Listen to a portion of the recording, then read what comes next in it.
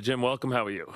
I'm well, Mike. Yeah, it's very, very strange out here today. Yes. It feels like we're 73 in Washington, 67 in New York. I'm sure you're somewhere right in the neighborhood. So. Yeah, is it late September or is it Christmas time? I know, crazy. Don't know, but yeah, it is. Yeah. I know this. We've got all kinds of possibilities, starting this day here. Yeah, and you probably see them 2 nights in a row, Jim, because I think they'll win today, and if they do, you'll see them next week again, I would think, because they'll have a chance to. Now, that could be a weird one next week. They could be where one gets the 6 and one gets the 3. With them and the Bengals, but and I don't like those games when that happens. But that's probably the best the AFC has to offer. Well, there's all kinds of things that can happen as far as the scheduling goes next week. I mean, if Baltimore and Cincinnati has something riding on it, it possibly could be flexed into NBC's game. So you never know. I mean, Miami first up though plays at 1:00. Obviously, New England will be paying close attention to that. Of course, a Miami loss there would pave the way for the Patriots to win the division for the fifth year in a row. So here we are, a week away from the regular season being over.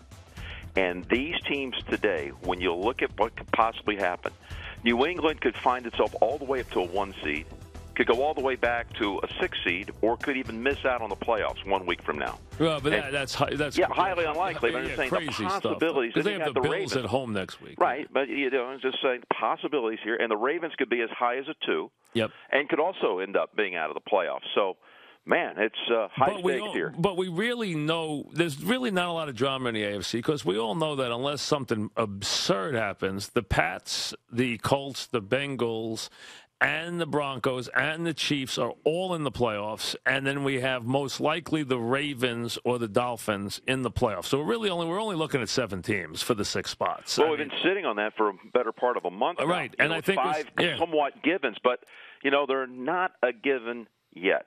So right, but really, for one of them not to make the playoffs, it's going to be very, very difficult. And the drama is in the other conference as far as probably the best games next week.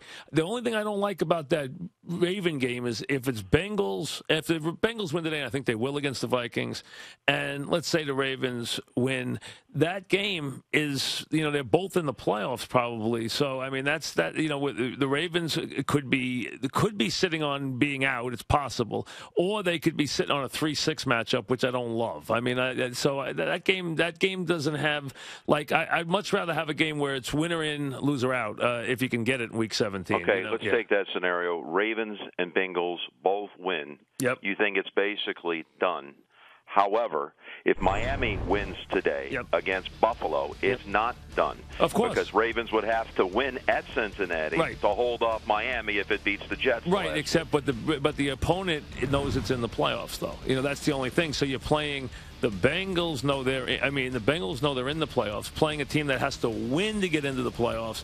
That team in that week 17 usually wins the game. I mean, they really do. I mean, that's usually the case. So it'll be interesting to see what happens. And you're talking, though, that could possibly be down the line, the very next week, a 6 versus 3 matchup repeat. However, the scenario you just gave me, you have Baltimore beating New England today, which means New England would drop behind Cincinnati and would be the 3. Right. And Cincinnati then would move up to the 2 line, assuming it beats Minnesota today. So that would now, let's give Baltimore a loss today, okay? Now, Baltimore loses today, which we lock up the Pats, and the Bengals win. We lock up the Bengals. We've already locked up the Colts. The Chiefs and Broncos are playing 1-5 game, and that's it. They're probably going to win out that way.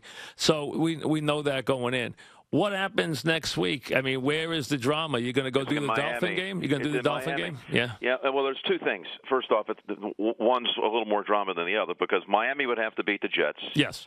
And because Baltimore wins against a Cincinnati team that already knows it's in. It's in. Right. It's going to force Miami to win that game against the Jets next week. So there's still drama there, and I know it's not the same. So drama. is that where you would go? Would you go do Jets and Dolphins? You think? I have no inside knowledge on but that. Probably but that would the be way I draw it up. It would look like it, but there's another possibility there. You're going to say, well, that's not that interesting. However, if both Kansas City and Denver win today, right. Now remember, next week both CBS and Fox present doubleheaders. Right. And they've gone to this for a number of years now. Yes. Week 17, it's matching doubleheaders. We know already that Kansas City at San Diego can only be played late. Denver at Oakland can only be played late. So they're going to be on that late national window. Now, if Denver wins today at Houston, Kansas City beats Indianapolis. It's the one. Denver still got to win a game to get. Otherwise, they're the division. 5. Otherwise, they're in the 5. Yeah, fall all the way to the 5. Absolutely. So there's plenty of drama there. So they're not going to lose, though. The problem is who they're playing next week is the problem. Yeah, they're playing at Oakland. Yeah. Yeah, and they're going to beat Oakland by they're going to beat Oakland by 20. Having to win the game, they'll beat them by 4 touchdowns. I mean, that's the problem. You'll be flexing out of the game at halftime because they'll win it by 5 touchdowns if they have to win it. I mean, against that Oakland defense.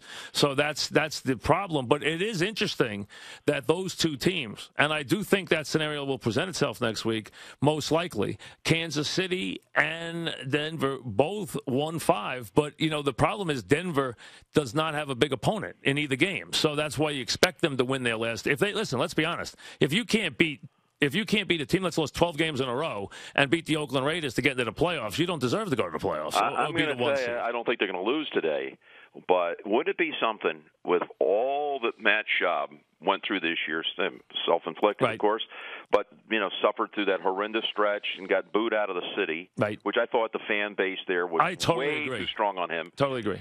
Even though he made some awful plays, I think that contributed to just the team completely going into tank the rest of the season. I agree. So if Schaub today comes out there and gets a little bit of a fast start, he won last year in Denver. I saw it with my own eyes. Okay, who knows? That Denver defense isn't exactly. He would have to score 40 to win, though, today. Well, you know what? Denver can give up 40. Oh, they definitely could. Yeah, no, listen, I think that's going to be a high-scoring game today. I don't think there's any question. I don't think it's a walk, is what I'm saying. I'm not calling for the upset, but I think there's a chance that Schaub gets a little bit of a, I think there's a chance he could get a last laugh on this thing.